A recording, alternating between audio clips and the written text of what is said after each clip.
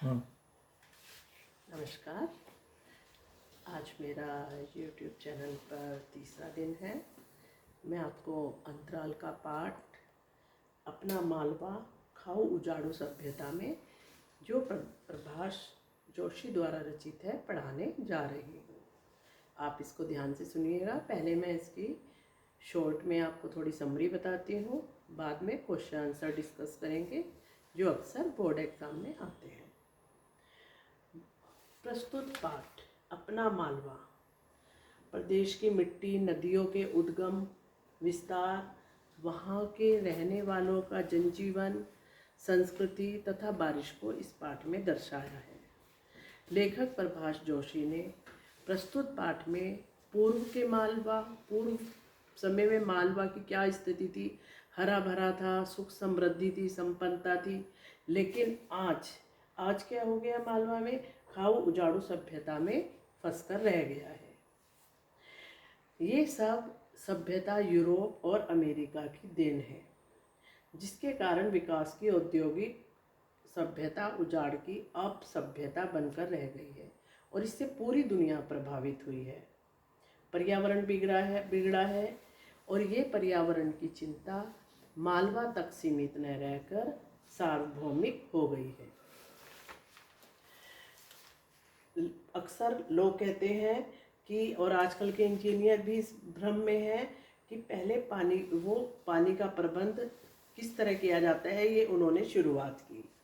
परंतु मालवा में विक्रमादित्य और राजा भोज थे, मुंज थे, वो पहले से ही इस काम को, पानी का इकट्ठा कैसे करना है, पानी की बचत कैसे करनी है, वो पहले से ही ये सब करते आए हैं। उन्होंने पठार पर पानी रोकने के लिए तालाब बनवाए थे, बावड़ियाँ बनवाई थी, कुएं बनवाए थे ताकि बरसात का पानी रोका जा सके। और जो है, जबकि जिस समय विकास की औद्योगिक सभ्यता कह रहे हैं कि अब और आज के इंजीनियर कहते हैं वह उजाड़ की अपसभ्यता है। ये सब खाऊ उजाड़ू सभ्यता के दुष्परिणाम है कि समुद्र का पानी गर्म हो रहा है, धरती के दोनों ध्रुवों पर जमी हुई बर्फ पिघल रही है, मौसम का चक्र बिगड़ रहा है, यूरोप और अमेरिका में इतनी गर्मी पड़ रही है। कारण है वातावरण का गर्म होने वाली कार्बन डाइऑक्साइड गैसों ने मिलकर धरती के तापमान को 3 डिग्री सेल्सियस बढ़ा दिया है। ये गैसें सबसे ज़्यादा अमेरिका और यूरोप जैसे विकसित देशों से निकलती हैं। अमेरिका इन्हें रोकने को तैयार नहीं है। वह अपनी खाऊ उजाड़ू जीवन सभ्यता पद्धति पर कोई समझौता करने को तैयार नहीं है, इसमें ये बताया है। अब समरी मैंने थोड़ी सी बताई इसके क्वेश्चंस बताते हैं जो आपको समझ में आएंगे, जो अक्सर पूछे भी जाते हैं।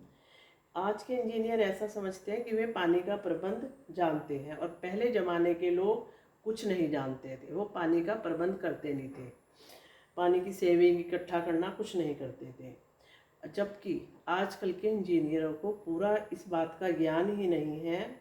आज की उच्च शिक्षित वर्ग प्राचीन बातों का विरोध करती है और उन्हें इस बात का गर्व होता है। उनका मानना है कि ज्ञान तो पश्चिम के रेनेसां के बाद आया था, जबकि ये पूर्वजों में कैसे हो सकता है, उन्हें नहीं पता था किस तरह से पानी को एकत्रित किया जाता है। जबकि ये बात गलत है। मालवा में राजा विक्रमादित्य, भोज और मुंज पश्चिमी रेनेसां से बहुत पहले आए थे और उन्होंने बहुत तालाब बनवाए, बावड़ियाँ बनवाई बरसात का पानी रोकने के लिए, ताकि पानी के गर्भ को जीवित रखा जा सके। हमारी दूसरा क्वेश्चन ये पूछा जाता है, हमारी आज की सभ्यता नदियों को अपने गंदे पानी के नाले बना रही है, कैसे? देखिए, आज जो है क्या हो रहा है, वर्षा काल में तो पानी भरा रहता है नदियों में, बाकी महीनों में नदियाँ गंदे पानी के नाले बन जाती हैं और आज की औद्योगिक सभ्यता ने इसका बुरा हाल कर दिया है। इसके प्रमुख कारण है कि नदियों का दोहन किया जा रहा है, सारा कचरा नदियों में गिराया जाता है, जिससे नदियाँ गंदे पानी के नाले में प्रतीत हो गई है। धार्मिक मान्यताओं ने भी नदियों का रूप बदल दिया है। नदियों में शव बहाए जाते हैं, राख बहाई जाती है, सारा धार्मिक सामान वहाँ पर सिला दिया जाता है, मूर्तियाँ विसर्जित की जाती हैं, जिससे जल प्रदूषित होता है, नदी की पवित्रता नष्ट होती है। ठीक है, इस तरह से नदियाँ गंदे नाले में परिवर्तित हो रही हैं। एक क्वेश्चन ये भी आता है कि धरती का वातावरण गर्म क्यों हो रहा है और यूरोप और अमेरिका की क्या भूमिका है इसमें। देखिए, आज जो है औद्योगिक सभ्यता उजाड़ को बढ़ावा दे रही है, सारा वातावरण गर्म हो रहा है, ग्लोबल वार्मिंग, समुद्रों का पानी गर्म हो रहा है, मौसम चक्र बिगड़ रहा है, ध्रुवों की बर्फ पिघल रही है, यूरोप और अमेरिका में गर्मी हो रही है, जिसका कारण है वातावरण को गर्म करने वाली कार्बन डाइऑक्साइड गैसों ने मिलकर धरती के तापमान को 3 डिग्री सेल्सियस बढ़ा दिया है। ये गैसें सबसे ज़्यादा अमेरिका, यूरोप जैसे देशों से निकलती हैं, पर अमेरिका इसे मानने को तैयार नहीं है, ना ही इसे रोकने को तैयार है। और इसी के कारण धरती के वातावरण के गर्म होने से सारी गड़बड़ी हो रही है, जो ग्लोबल वार्मिंग जैसी समस्याएं उत्पन्न हो रही हैं। अच्छा, इस पाठ का मूल तथ्य क्या है, क्या कहना चाह रहा है लेखक। देखिए, इस पाठ में लेखक ने जल, पर्यावरण जैसी संबंधी समस्याओं को उठाया है।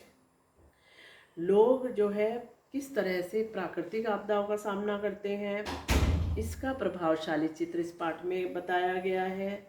और दूसरा, यह पाठ तकनीकी और प्रौद्योगिक विकास पर भी प्रहार करता है, जिसके चलते ग्रामीण जीवन की अस्मिता नष्ट होती जा रही है। देखिए, और सबसे मुख्य प्रश्न तो इस पाठ में ये है कि आज जिसे हम औद्योगिक सभ्यता कहते हैं, वो वास्तव में उजाड़ की अपसभ्यता है, वो हमें उजाड़ रही है। और हम सोच रहे हैं कि हम उन्नति कर रहे हैं, औद्योगिक सभ्यता है हमारी। तो इसके बारे में एक प्रश्न आता है। देखिए, औद्योगिक सभ्यता ने हमारा विनाश कर दिया है, पूरे पर्यावरण का विनाश कर दिया है, संस्कृति को छिन भिन कर दिया है। इसी कारण हम जड़ जमीन से अलग हो गए हैं, हम उजड़ रहे हैं, विकसित नहीं हो रहे हैं। वास्तव में यह सभ्यता पश्चिमी देशों की देन है, उनकी सभ्यता खाऊ उजाड़ू है। इसके विकास के परिणाम स्वरूप खाऊ उजाड़ू सभ्यता ने हमारी सभ्यता और संस्कृति को पूरी तरह नष्ट कर दिया है। धरती का तापमान 3 डिग्री सेल्सियस बढ़ गया है, मौसम अनियमित हो गया है, बाढ़ तथा सूखे जैसी समस्याएं आती हैं, नदी तालाबों की दुर्दशा हो गई है। औद्योगिक विकास के चक्र को रोका तो नहीं जा सकता, पर भारतीय परिस्थिति के अनुसार हम इसको ढाल सकते हैं और हम अपनी सभ्यता और संस्कृति को बचा सकते हैं। इससे क्या दुष्परिणाम हो रहे हैं, ये भी हमें बताना है।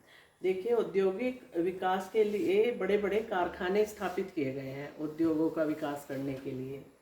इनमें निर्माण कार्य के दौरान जहरीली गैसें निकलती हैं, जो वायुमंडल में फैलकर उसे दूषित बनाती है। कारखानों से विषैला धुआं भी निकलता है, वायुमंडल की ओजोन की परत में छेद हो गया है, सूर्य की पराबैंगनी किरणें सीधे धरती पर आने लगी हैं। वायु प्रदूषण के कारण श्वास और वायु जैसे रोग बढ़ रहे हैं। जल प्रदूषण में क्या हो रहा है, औद्योगिक विकास के कारण नदियों का जल स्तर घट रहा है, पानी प्रदूषित हुआ है, सारे कारखानों का अपशिष्ट पदार्थ, गंदे पदार्थ जो है पानी में बहा दिए जाते हैं। उससे नदियों के किनारे औद्योगिक शहर बसे हुए हैं और वहाँ की नदियाँ जल प्रदूषण का शिकार बन रही हैं और इससे पेट संबंधी रोग हो रहे हैं। वनों की अंधाधुंध कटाई हो रही है, जो सबसे ज़्यादा दुष्परिणाम है। उसके कारण जो है लकड़ी एवं अन्य कच्चे माल के लिए ये वनों को काटते जा रहे हैं, पहाड़ को भी नंगे कर रहे हैं, और जो हमारे जिसका परिणाम, बहुत बुरा परिणाम हमें भोगना पड़ रहा है हमारे पर्यावरण को। अब एक वैल्यू बेस्ड क्वेश्चन पूछा जा सकता है कि आपको पर्यावरण की चिंता है, तो इसको बचाने के लिए आप क्या करोगे। देखिए, हमें क्या करना है, हम पर्यावरण बचाओ आंदोलन चला सकते हैं, रैलियां कर सकते हैं, सभाएं कर सकते हैं, नुक्कड़ नाटक कर सकते हैं। प्रदूषण को बचाने के लिए लोगों को जागरूक करेंगे जगह जगह जाकर। दूसरा, पेड़ों को सबसे ज़्यादा हमें रोकना होगा काटने से। जो पेड़ों को काटेगा उस पर जो है उसके ऊपर जो है सख्त कार्रवाई करनी होगी, विरोध करना होगा, ज़्यादा से ज़्यादा वृक्ष लगाने होंगे और उनकी देखभाल करनी होगी। नदियों को जल को दूषित होने से हमें रोकना होगा। अपने वाहनों को हम प्रदूषण रहित बनाना होगा। पर्यावरण के बिगाड़ने वाले कार्य एवं लोगों की जानकारी हमें सरकार को देनी चाहिए। इनके खिलाफ सख्त कार्रवाई होनी चाहिए। तो इस तरह से हमें अपने आप से, हमारे अंदर से होना चाहिए, हर व्यक्ति के अंदर, कि हमें पर्यावरण को सुरक्षित करने में, अच्छा बनाने में सबको सहयोग देना होगा। तभी जो है हम प्रदूषण रहित देश बना पाएंगे। जिसका सामना सबसे ज़्यादा तो ये दिल्ली वासियों को करना पड़ रहा है। तो इस पाठ में लेखक ने खाओ झाड़ू सभ्यता जो औद्योगिक विकास की देन है उसके बारे में बताया है। ये पाठ आपको समझ में आया होगा। अगर कुछ भी आपको लगता है तो आप मुझे बताइए, मैं दोबारा जो है उसको और सरल शब्दों में आपको समझाने की कोशिश करूँगी। चैनल को सब्सक्राइब कीजिए, बेल आइकन को दबाइए और लाइक शेयर ज़रूर कीजिएगा। धन्यवाद, नमस्कार। अब हम अगली क्लास में मिलेंगे।